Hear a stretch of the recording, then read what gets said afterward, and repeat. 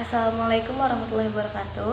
Perkenalkan, nama saya Feby Dwi Syaina dengan NPM 2221541136. Di sini saya akan menjelaskan mengenai hasil dari artikel penelitian saya yang berjudul Pemanfaatan limbah bawang merah atau Allium CMAL VAR dengan air cucian beras sebagai pupuk. Yang pertama yaitu bawang merah. Bawang merah merupakan salah satu jenis sayuran yang memiliki banyak manfaat. Terutama bawang merah ini sering sekali dikonsumsi setiap hari sebagai bumbu masakan.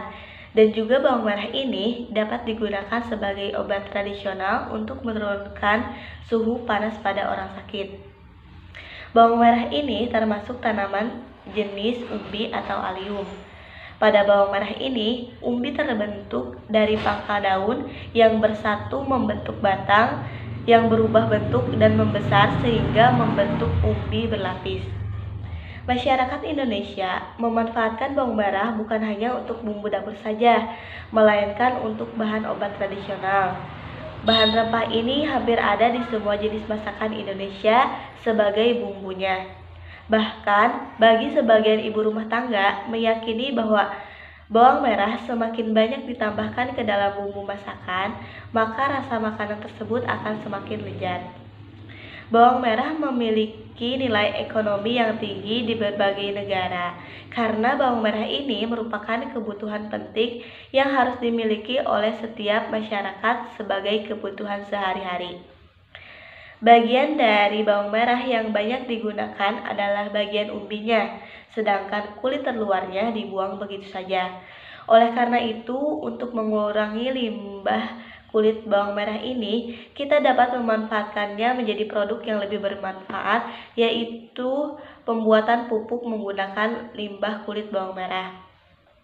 Kulit bawang merah ini mengandung zat pengatur tumbuh atau ZPT yang sangat dibutuhkan oleh tanaman seperti asam absisat, asam indosetat, asam giberelin, dan sitokinin, serta zat senyawa yang berpotensi dapat membunuh hama ulat dan mempercepat pertumbuhan akar. Yang kedua yaitu limbah air cucian beras. Dalam proses menanak nasi pasti akan menghasilkan limbah berupa air cucian beras. Air cucian beras ini salah satu limbah yang mudah kita temui dalam kehidupan sehari-hari. Pasti setiap rumah tangga tiap harinya akan menghasilkan setidaknya minimal 1 liter air cucian beras. Banyaknya konsumsi beras yang tinggi dalam setiap harinya akan menyebabkan banyaknya air cucian beras yang terbuang begitu saja dan tidak dimanfaatkan. Limbah air cucian beras yang biasa dibuang percuma ternyata memiliki kandungan yang bagus untuk dimanfaatkan. Beberapa kandungan dalam limbah air cucian beras yaitu nitrogen, fosfor, kalium, magnesium, sulfur, besi, dan vitamin B1. Yang ketiga, pupuk organik cair. Pupuk organik cair merupakan larutan dari sebuah hasil pembusukan bahan organik yang mempunyai lebih dari satu unsur hara dan hasil akhirnya berbentuk cairan. Kelebihan dari pupuk cair yaitu secara cepat dapat mengatasi defisiensi hara, tidak bermasalah dalam pencucian hara, dan mampu menyediakan hara secara cepat. Pada umumnya, pupuk organik tidak merusak tanah dan tanaman, meskipun digunakan sesering mungkin. Pupuk organik cair sama seperti pupuk organik padat, yang banyak mengandung unsur hara dan bahan organik lainnya. Penggunaan pupuk ini dapat memperbaiki struktur dan kualitas tanah. Berikut ini proses pembuatan pupuk organik cair dari limbah kulit bawang merah dan limbah air cucian beras. Untuk alat yang digunakan adalah pisau, piring kecil, toples kecil, wadah botol minuman, 2 buah baskom, dan cangkir. Dan bahan yang digunakan yaitu limbah kulit bawang merah dan air cucian beras. Untuk proses pembuatannya, yang pertama, kumpulkan limbah kulit bawang merah yang akan digunakan untuk pembuatan pupuk. Masukkan kulit bawang merah tersebut ke dalam toples kecil yang telah disediakan. Setelah itu, masukkan air bersih ke dalam toples tersebut.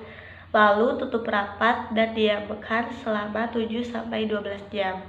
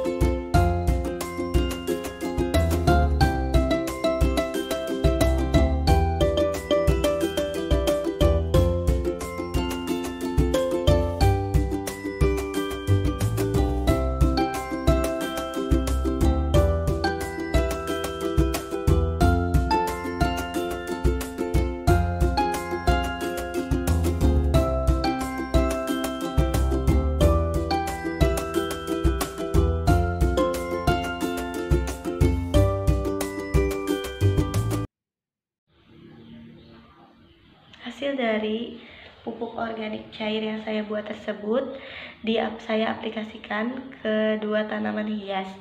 Setelah diberi pupuk organik cair dari kulit bawang merah dan limbah air cucian beras selama 6 hari berturut-turut, ada perubahan terhadap tanaman jenis Alocasia yang terlihat dari salah satu daun yang semakin hari berubah warna menjadi kuning.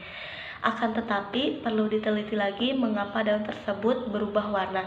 Apakah pengaruh dari pupuk tersebut atau tumbuhan tersebut proses fotosintesisnya melambat atau terlalu terpapar sinar matahari. Untuk tanaman satu lagi, secara kasat mata belum terlihat ada perubahan yang terjadi.